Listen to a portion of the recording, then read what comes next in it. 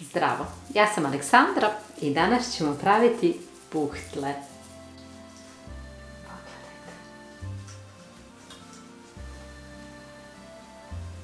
Pogledajte ovu divotu.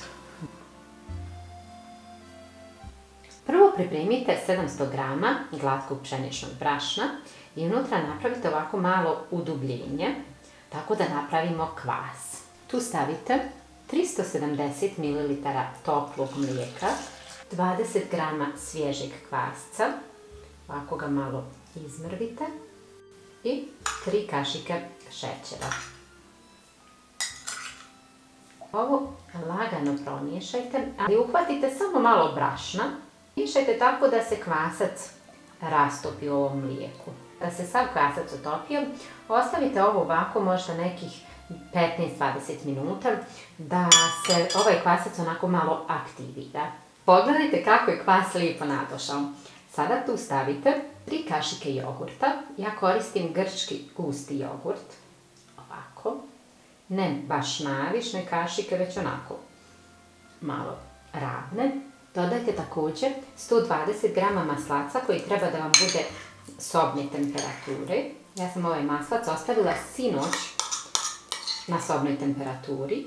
Dodajte 2 žumanjka, ali ih ovako samo blago izmiješajte.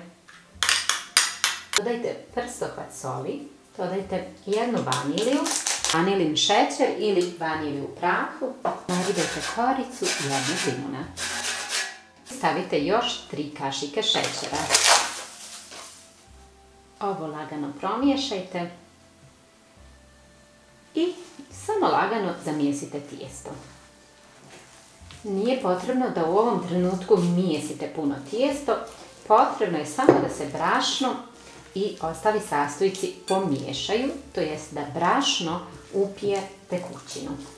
Ovo pokrite i ostavite da odstoji 20 minuta. Dragi moji, evo nas. Sada možemo da premijesimo tijesto.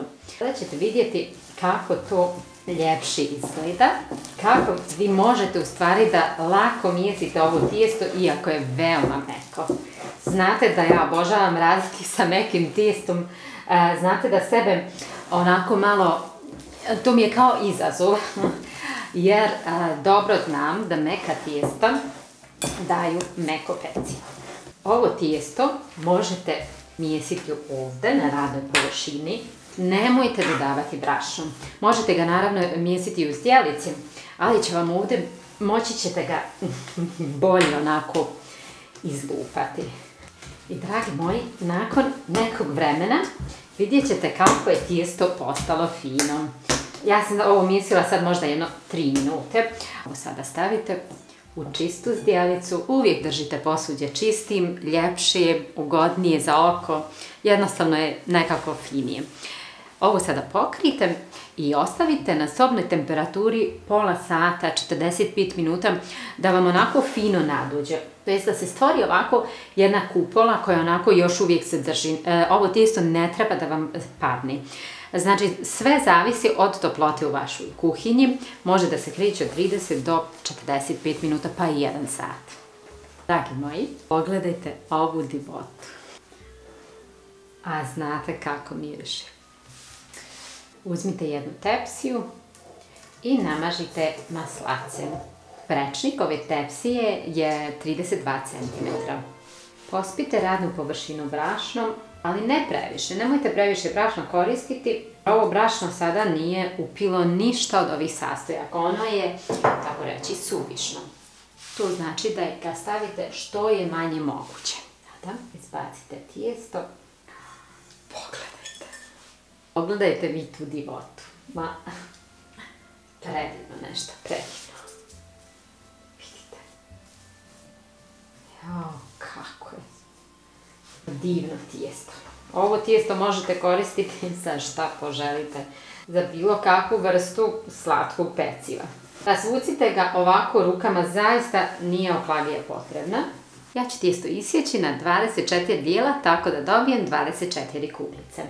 Pripremite marmeladu po vašoj želji. Ja koristim marmeladu od marelice. Uzmite jedan komadić tijesta, stavite kašičicu marmelade, Otvorite lagano.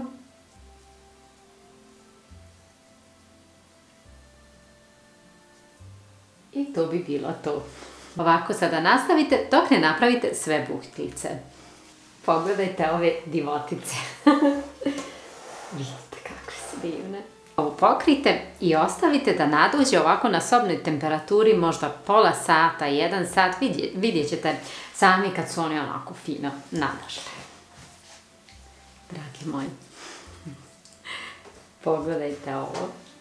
Vidite kako su lijepo nadošle.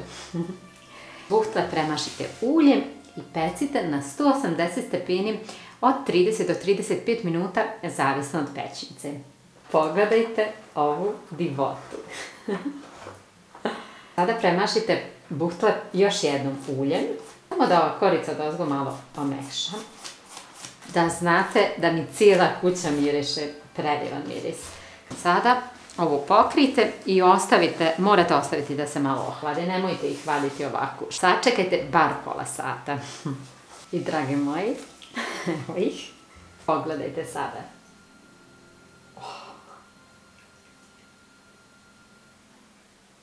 Ne mogu vam opisati kako je ovo meko, vidite? Evo, samo što stavim ovako prst, ma predivno je. Sada ovo lagano pospite šećerom u prahu. Evo, kakva divota, ali stvarno. Pogledajte.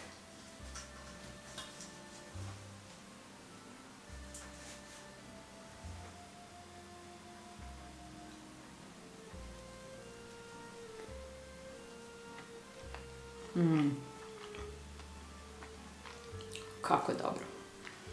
Ali stvarno.